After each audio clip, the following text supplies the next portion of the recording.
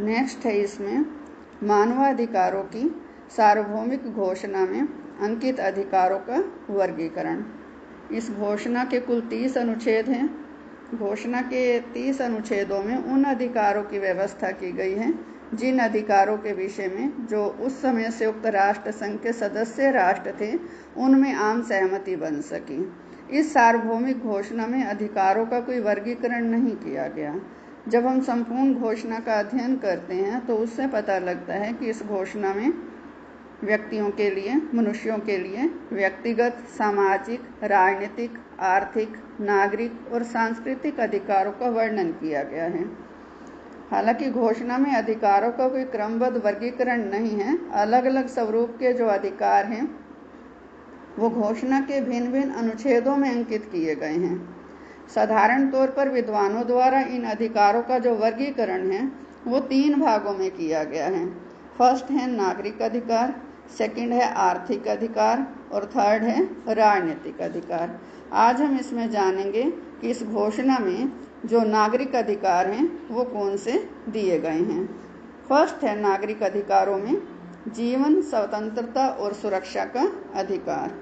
इस घोषणा में ये व्यवस्था की गई है कि हर व्यक्ति को जीवन, स्वतंत्रता और सुरक्षा का अधिकार प्राप्त है।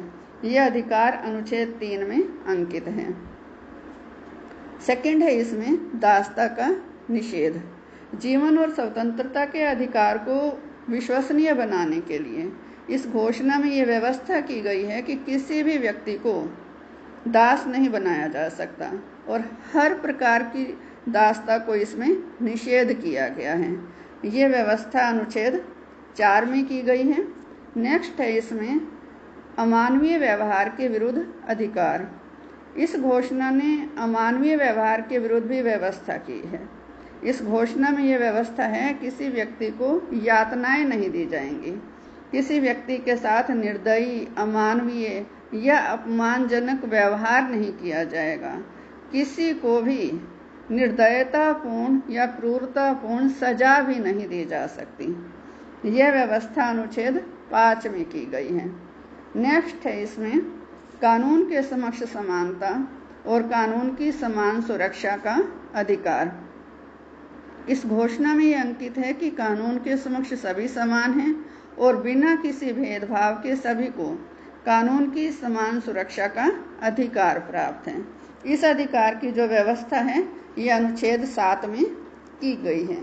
नेक्स्ट है इसमें मौलिक अधिकारों के उल्लंघन के विरुद्ध प्रभावशाली उपचार का अधिकार।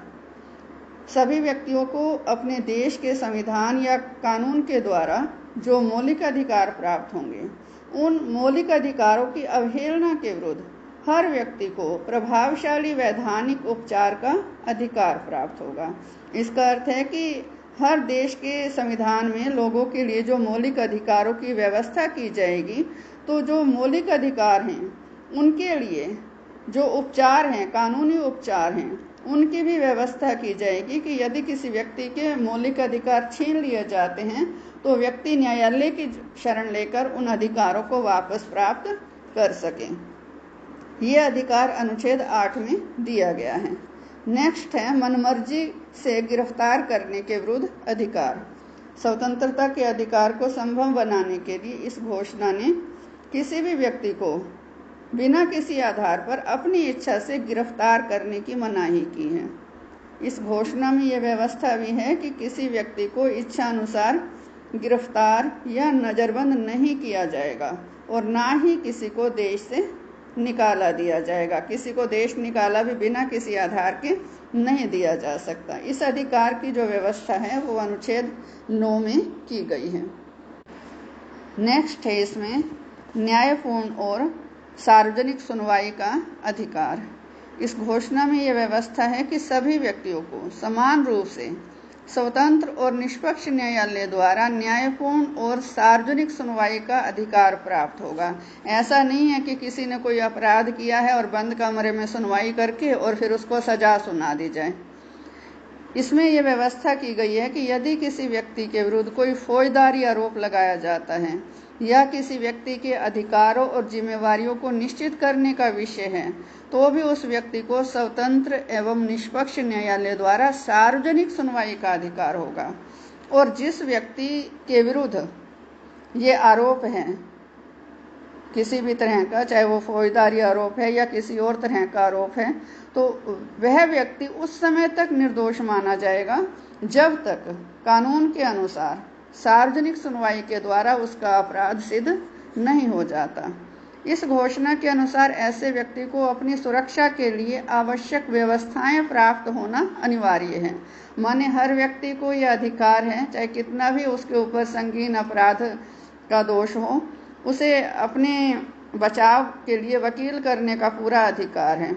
इस घोषणा में यह भी अंकित है कि किसी व्यक्ति के किसी ऐसे कार्य के लिए उसे अपराधी नहीं माना जा सकता जो कार्य कानून के अनुसार उस समय तक दंडनीय अपराध नहीं था जब वह काम किसी व्यक्ति द्वारा किया गया था। माने कोई भी जो कानून बनता है वो जिस तिथि से लागू हुआ है उससे पहले के जो उस श्रेणी के उससे संबंधित कार्य हैं वो अपराध की श्रेणी में नहीं आएंगे। माने अपने से पहले के विषयों पर वो लागू नहीं होगा।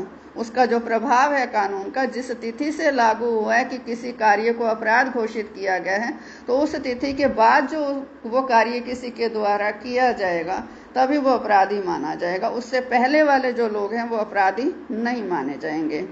इसका अर्थ यह है कि केवल ऐसे कार्यों को ही दंडात्मक अपराध माना जाएगा जिन कार्यों के विषय में ऐसी व्यवस्था राष्ट्रीय या अंतर्राष्ट्रीय कानून में पहले से विद्यमान है। यह अधिकार अनुच्छेद 10 और 11 में अंकित है। नेक्स्ट है इसमें निजता का अधिकार। इस घोषणा में यह व्यवस्था है कि किसी व्यक्ति के व्यक्तिगत या परिवार, घर या पत्र व्यवहार में गैर कानूनी तरीके से हस्तक्षेप नहीं किया जाएगा, ना ही उसकी इज्जत और ना ही उसके गौरव पर कोई आक्रमण किया जाएगा। यदि किसी व्यक्ति के साथ ऐसा होता है तो उस व्यक्ति को ऐसे हस्तक्षेप या आक्रमण के विरुद्ध कानून की सुरक्षा का अधिकार प्राप्त होगा।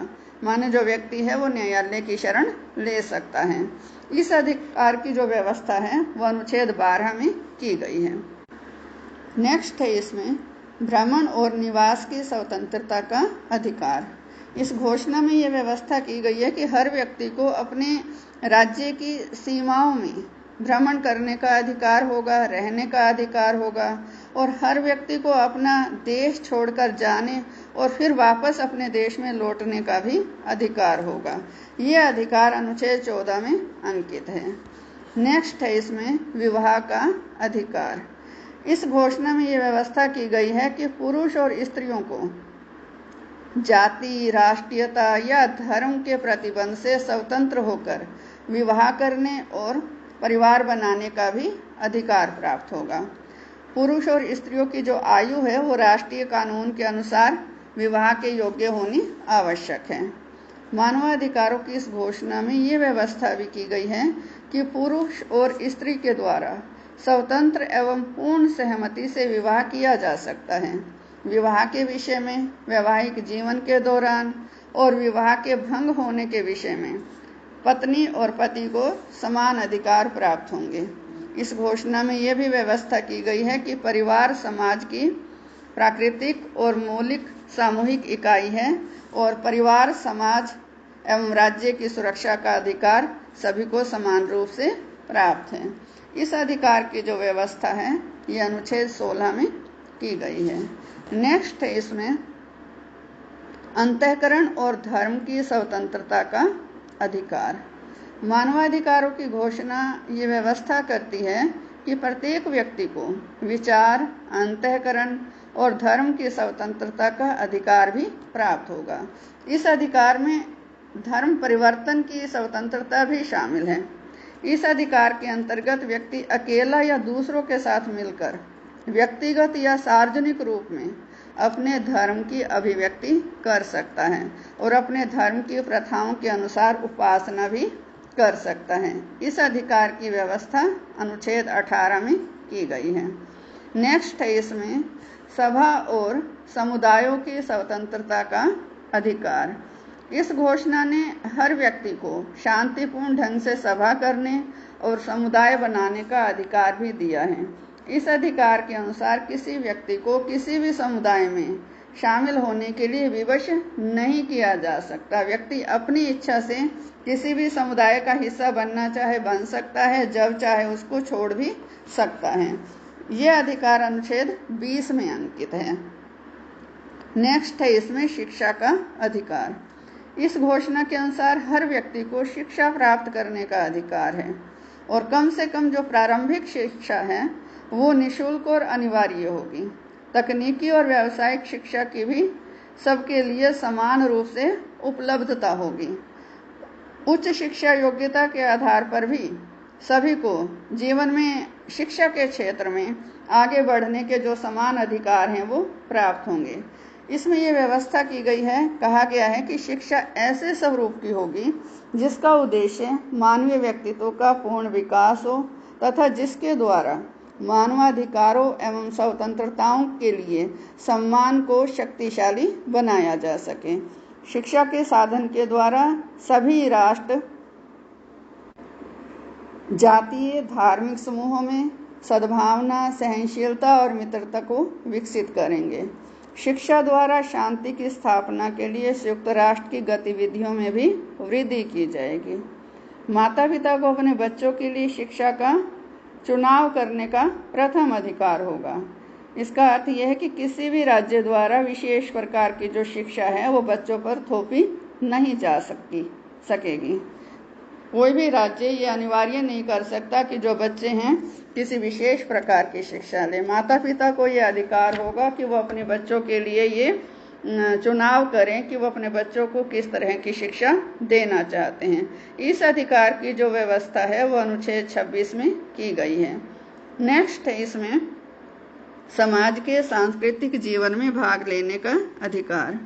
इस घोषणा ने हर व्यक्ति को सांस्कृतिक जीवन में स्वतंत्रता पूर्वक भाग लेने का अधिकार दिया है। हर व्यक्ति समाज की कलात्मक और वैज्ञानिक उपलब्धियों या विकास से लाभ प्राप्त करने का अधिकारी है। इस घोषणा में ये कहा गया है कि यदि किसी व्यक्ति ने कोई वैज्ञानिक, साहित्यिक या कलात्मक कृति उत्पन्न की है, कोई रचना की है, कुछ लिखा है, कोई चीज बनाई है, कोई नई कला जो उसमें है, कला के आधार पर चाहे उसने कोई मूर्ति बनाई है, चाहे कोई पुस्तक लिखी है या कोई विज्ञान के क्षेत्र में कोई खोज की है, तो उस व्यक्ति को अपनी रचना के नैतिक और भौतिक हितों की सुरक्षा का पूर्ण अधिकार है। इसका अर्थ यह है कि किसी भी व्यक्ति को उसकी अपनी मौलिक कृति के लाभों से वंचित नहीं किया जा सकता। इस अधिकार की जो व्यवस्था है वो अनुच्छेद 27 में की गई है। नेक्स्ट है इसमें सामाजिक एवं अंतर्राष्ट्रीय व्यवस्था का अधिकार।